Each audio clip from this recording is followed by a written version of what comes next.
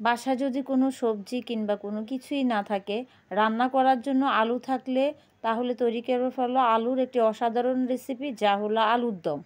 আলুর দম রান্না করতে কিন্তু বেশি একটা সময়ও লাগে না, আর তেমন একটা ঝামেলাও নেই, আর খেতেও কিন্তু দুর্দান্ত। আমি আসমা তোমাদের মাঝে হাজির হলাম নতুন একটি রেসিপি নিয়ে। রেসিপিটা হলো আলুর দম। শুনতেই কেমন খানদানি খানদানি মনে হচ্ছে না? আসলে রান্না করাটা একদম ইজি, কোনো ব্যাপারই না রান্না করা। প্রথমে পেঁয়াজ, কাঁচামরিচ এবং তেল দিয়ে ফ্রাই প্যানে ভেজে নিলাম। তারপরে দিয়ে দিলাম 1 চামচ আদা এবং 1 চামচ রসুন দিয়ে ভালোভাবে কষাতে হবে। একটুখানি ভেজে নিয়ে তারপরে দিয়ে দিব আমি হলুদের গুঁড়া 1 চামচ এবং মরিচের গুঁড়া 1 চামচ। যেহেতু আমি কাঁচামরিচ দিয়েছি আর এখনকার কাঁচামরিচগুলো অনেক ঝাল, সেই জন্য আমি মরিচের গুঁড়া ব্যবহার করব 1 চামচ। আর আলুর দমে একটু ঝাল না হলে আলুর দম কিন্তু টেস্টি লাগে না। একটু ঝাল ঝাল ভাব আসলে, প্রতি বাইটে যদি একটু ঝাল অনুভব না হয় তাহলে আলুর দমের স্বাদটাই পাওয়া যায় না। এখন আমি হলুদ মরিচের গুঁড়াটা সামান্য একটু কষিয়ে সাথে সাথে পানি অ্যাড করে দিব।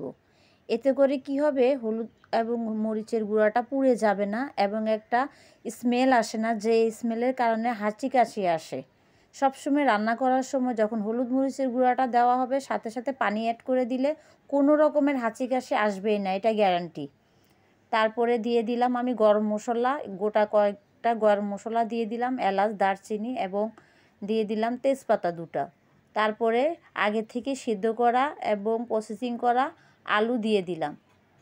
সিদ্ধ করে আমি এগুলি ছিলে রেখেছিলাম, আমি ভিডিওতে অ্যাড করতে আমার খেয়াল ছিল না।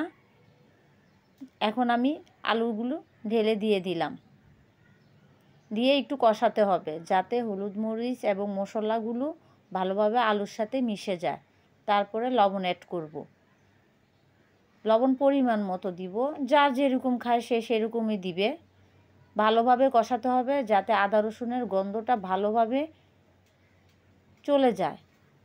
আর খেয়াল রাখতে হবে আলুর দম বলেন যে কোনো তরকারি বলেন, মশলা যত ভালোভাবে কষানো হবে তরকারির স্বাদ দ্বিগুণ বেড়ে যাবে, এটা 100% শিওর। ভালোভাবে কষিয়ে তারপর আমি গরম পানি অ্যাড করে দিব। যেহেতু আলুগুলো আগেই সেদ্ধ করা ছিল সেজন্য পানির পরিমাণটা একটু কমই লাগবে, বেশি লাগবে না। আমি এখানে 3 কাপ পরিমাণ পানি দিয়ে দিব, কারণ আমি ঝোলটা রাখবো গায়ে গায়ে, বেশি একটা ঝোল রাখবো না। ঝোলটা এই জন্যই দেওয়া হচ্ছে যাতে মশলাগুলো ভালোভাবে আরও সেদ্ধ হয় এবং তরকারির সাথে ভালোভাবে মিশে এবং আলুর সাথে মিশলে জিনিসটা খেতে দুর্দান্ত লাগে। তারপরে একটু ঢেকে দিব, ঢেকে দিয়ে যখন দেখে আসবো যে ঝোলটা একটু ঘন হয়ে আসছে তখন আমি ভাজা জিরের গুঁড়া অ্যাড করলাম। অ্যাড করে আমি 5 মিনিট দমে রাখবো। 5 মিনিট দমে রেখে আমি সার্ভিং ডিশে পরিবেশন করব। রুটি কিংবা ভাতের সাথে এই তরকারিটা অনেক মজা, অনেক। রুটি দিয়ে খেলে তো কথাই নেই। তোমরাও বাসায় ট্রাই করবে। অসংখ্য ধন্যবাদ এতক্ষণ ধরে আমার ভিডিওটা দেখার জন্য।